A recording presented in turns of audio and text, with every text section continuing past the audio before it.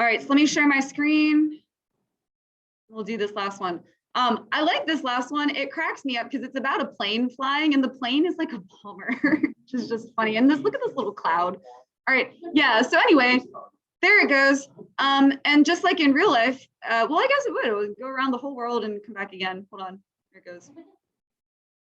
Whee! All right, so here's what's going on. The plane is at an altitude of 4,000 feet.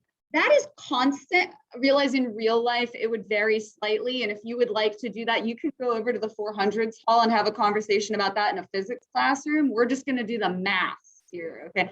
It's at a height of 4,000 feet. The plane, in other words, is not doing this up in the air, okay? 4,000 feet. I realize it'll vary slightly, but we're not going to deal with that, right?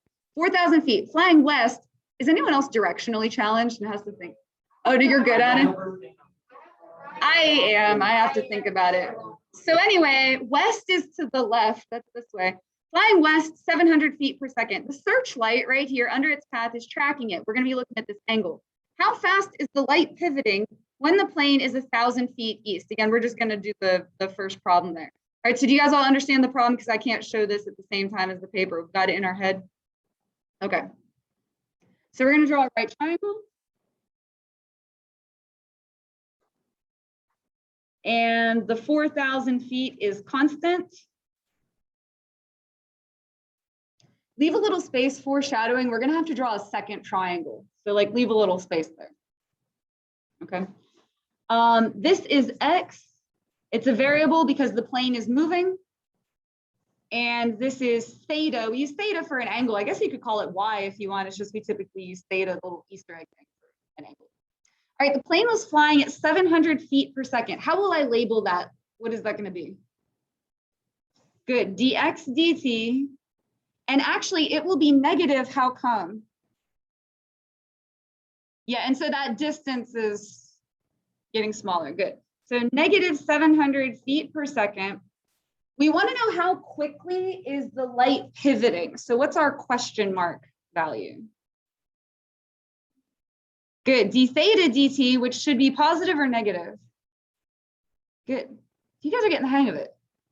All right, negative. Now you have to pause, and it said when the plane is 1,000 feet east. So when x is 1,000 feet. So now we need a relationship between the variables. It can't be Pythagorean theorem because we don't have the hypotenuse. And it can't be a ratio because there's only one triangle. There's not like a mommy triangle and a baby triangle. You have an angle, that's your big clue. Sine, cosine, tangent. Okay, which one is it going to be? Good. Tangent of theta. Yeah, it's your TOA. So equals x over 4,000. Now we're going to do the derivative. So what's your derivative of tangent? Good. It is secant squared of theta, d theta dt. If you're like, Ms. Cole, I'm scared I'm going to forget the d theta dt. Here's your reassurance. If you've listed out all of this correctly, you will catch it because that's what you're trying to find. Do you get what I'm saying? Like if you forget it, when you get to the next step, you'll go, oh, whoops, and put it back in there because that's the thing you're looking for. All right, equals. This is 1/4000th x. So that derivative would be 1/4000th dx dt. So now we're going to plug stuff in. I know that this is the part that's scaring you. I'll be honest, that is the part that bothers me too. We're going to come back to that. Just leave it as something squared.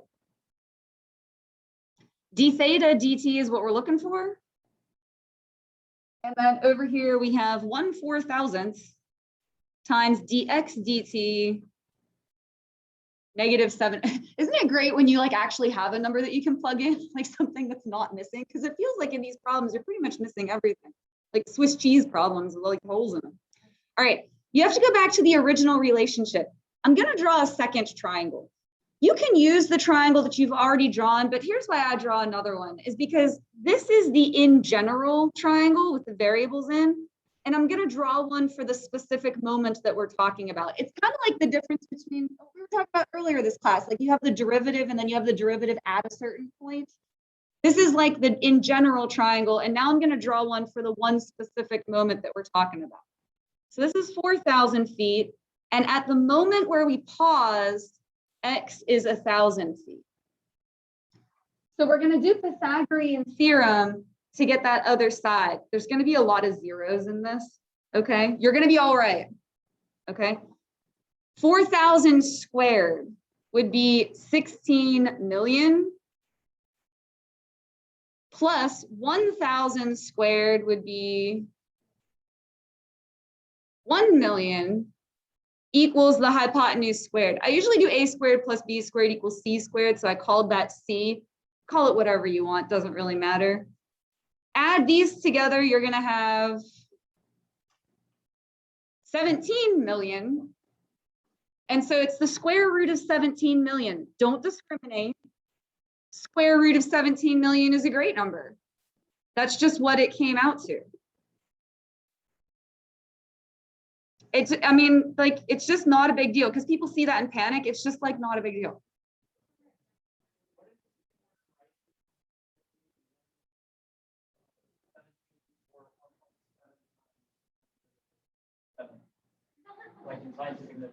Well, I'm about to square it, so you're probably better off with the square root because they're going to cancel. That's an opinion thing. I personally find scientific notation very annoying, but if you like it better, like, I'm not dumping on it if you like it better. That's a personal opinion thing. So like, it means the same thing. You can write it however you want. They'll take it. They have to because it's the right answer. You could fight them over it. Although you would never know because you don't get the test. All right, now we have to do secant. Secant is the reciprocal of cosine. So you guys were just talking about your TOA, your SOCA TOA. What was cosine? Cosine is what over what?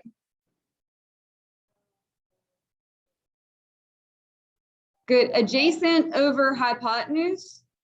Secant is going to be hypotenuse over adjacent. Do you see what I did there? Okay, if cosine is adjacent over hypotenuse, secant is hypotenuse over adjacent. So it's going to be square root of 17 million over 4,000.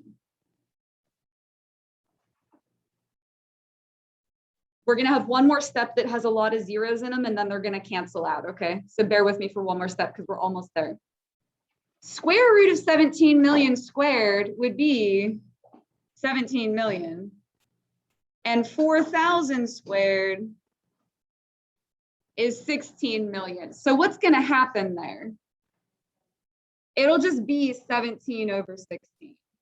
D theta dt equals, now we can do the same thing over here. Two of the zeros are going to cancel, so this will be negative 7/40.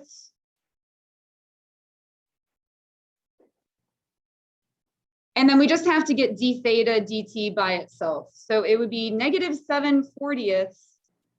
And this is 17/16. So when we move that over, it would be 16 over 17. Did you follow me there? Reciprocal. Now units for this one.